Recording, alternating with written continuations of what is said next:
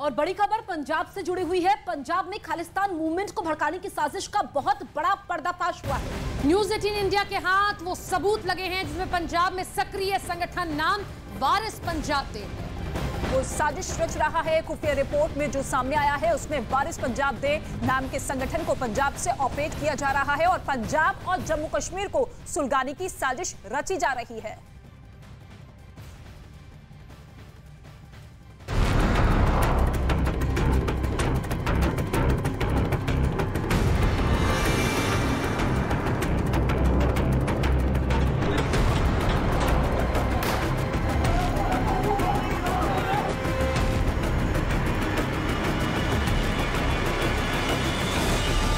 पंजाब में कट्टरपंथ की चिंगारी सुलगाने की कोशिश। न्यूज़ 18 इंडिया की एक्सक्लूसिव रिपोर्ट।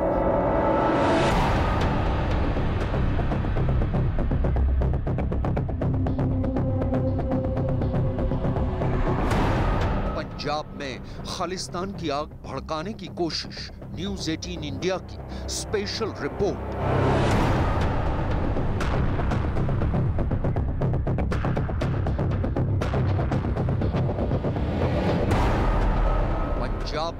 अलगाववाद की आग जलाने की कोशिश। न्यूज़ 18 इंडिया की खास रिपोर्ट।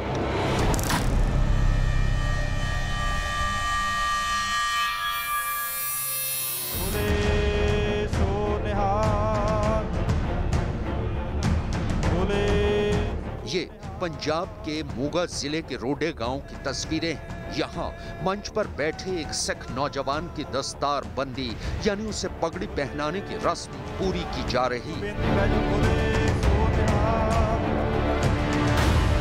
पगड़ी पहनाने के बाद उसके हाथ में एक छोटा भाला भी थमाया जाता है और इस रस्म अदायगी को देखने के लिए मंच के सामने सैकड़ों की तादाद में लोगों का हुजूम है। रस्म पूरी होने के बाद अब जो इस नौजवान ने कहा वो जरा गौर से सुनिएगा।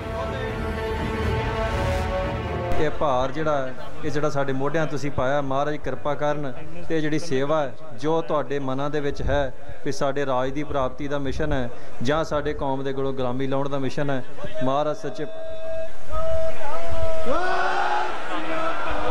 ਸਤਿਗੁਰ ਸੱਚੇ ਪਾਤਸ਼ਾਹ ਆਪ ਕਿਰਪਾ ਕਰਕੇ ਉਹ ਸੇਵਾ ਲੈਣ।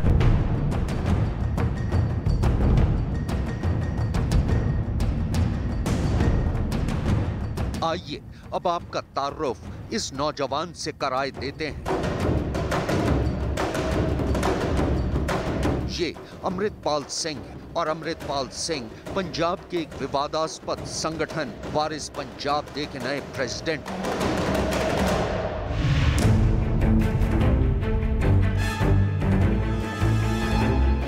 वारिस पंजाब दे संगठन को देश की सुरक्षा और खुफिया एजेंसियां आखिरकार क्यों विवादास्पद कह रही हैं, उसे जानने के लिए न्यूज़ 18 इंडिया को खुफिया सूत्रों से मिले इस दस्तावेज की इस इबारत पर एक नजर डाल लीजिए।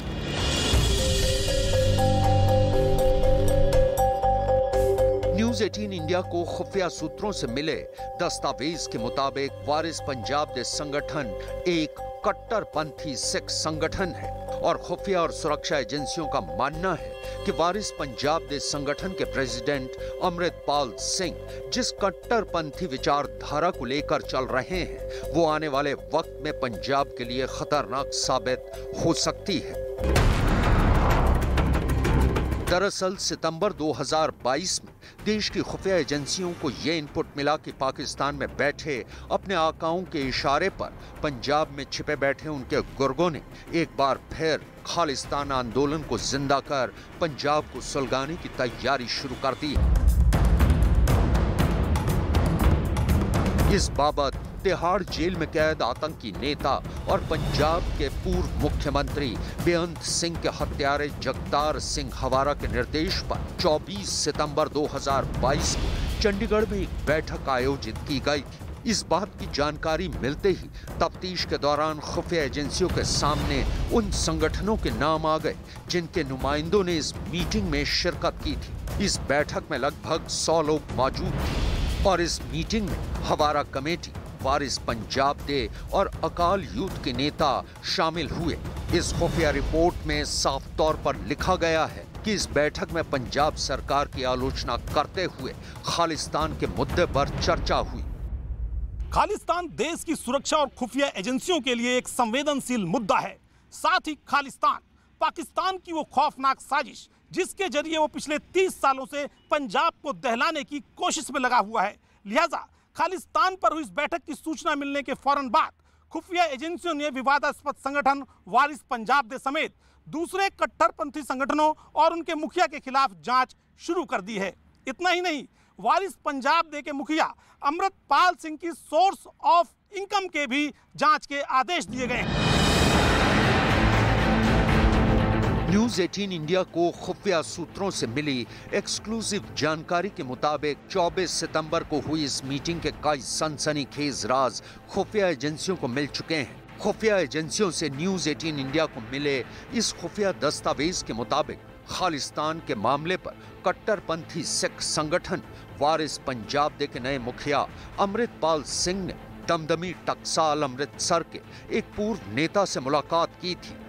ये नेता जम्मू का रहने वाला बताया जाता है। खुफिया रिपोर्ट के मुताबिक ये मुलाकात अकाली दल अमृतसर के मुखिया और सांसद सिमरनजीत सिंह मान के यहाँ हुई थी। इस बैठक के दौरान अमृतपाल सिंह ने जम्मू में रहने वाले इस नेता से जानना चाहा कि वहां के युवा सिखों की मानसिकता क्या है। उसने अपनी योजना बताते हुए उस नेता से ये भी कहा था कि वो जम्मू में ऐसे युवा सिखों से मुलाकात करना चाहता है जो अपनी जान सिख पंथ के लिए दे सके।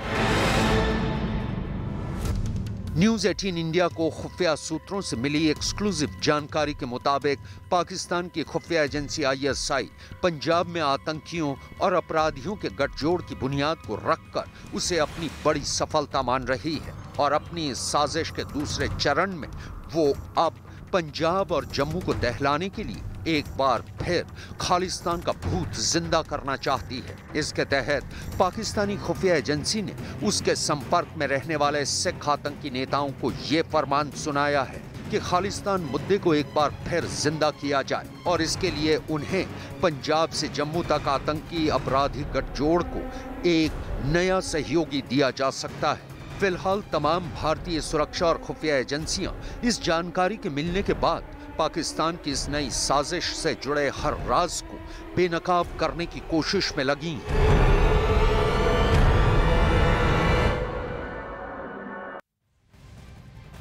इस बड़े पर्दाफाश पर हमारे साथ हमारे सहयोगी ओपी तिवारी जुड़ रहे हैं। उनका रुख कर लेते हैं और उनसे जानकारी हासिल करते हैं। ओपी, इस नापाक साजिश से सुरक्षा और खुफिया एजेंसियां की परेशानी आखिर कितनी बढ़ सकती है?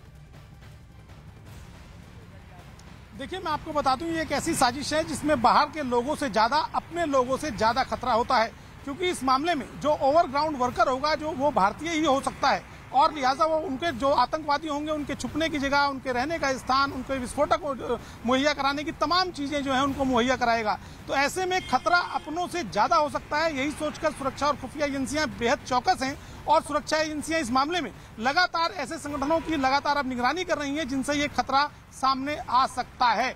लेकिन सुरक्षा एजेंसियां इस बात से बेहद चौकन्नी है कि कहीं कोई ओवरग्राउंड वर्कर ऐसी सपोर्ट न कर दे जिससे ये आतंकवादी किसी बड़ी वारदात को अंजाम दे दें। जी बिल्कुल बिल्कुल, और ये खतरा लगातार इंटरनली ज्यादा बढ़ता हुआ नजर आ रहा है, जिस तरीके से ओपी तिवारी हम तक जानकारी पहुंचा रहे थे। और ऐसे में खुफिया विभाग जो है पूरी तरीके से अलर्ट मोड पर आ चुका है। लेकिन एक सवाल ओपी तिवारी ये भी बना हुआ है, क्योंकि इसका दायरा ये बताया जा रहा है न केवल पंजाब में बल्कि जम्मू कश्मीर में भी वहां के माहौल को बिगाड़ने की कोशिश है। ठीक है, लौटेंगे ओपी तिवारी आपके पास, लेकिन इस बीच एक और बड़ी खबर आपको ये बता दें कि वारिस पंजाब दी संगठन को लेकर इस वक्त एक बहुत बड़ी जानकारी मिल रही है। वारिस पंजाब दी संगठन का मुखिया छोटी छोटी मीटिंग्स कर लोगों को भड़काता है। दावा यह किया जा रहा है कि मीटिंग में भारत विरोधी बातें की जाती हैं। इतना ही नहीं, खुफिया एजेंसियों को शक है कि संगठन को विदेश से फंडिंग की जा रही है और अब खुफिया एजेंसियां इसके फाइनेंशियल सोर्स की पड़ताल में जुट चुकी हैं। तो खालिस्तान मूवमेंट को आखिर फाइनेंशियली सपोर्ट कौन कर रहा है? क्या देश के अंदर से ही या बाहर से भी इसे सपोर्ट दिया जा रहा है?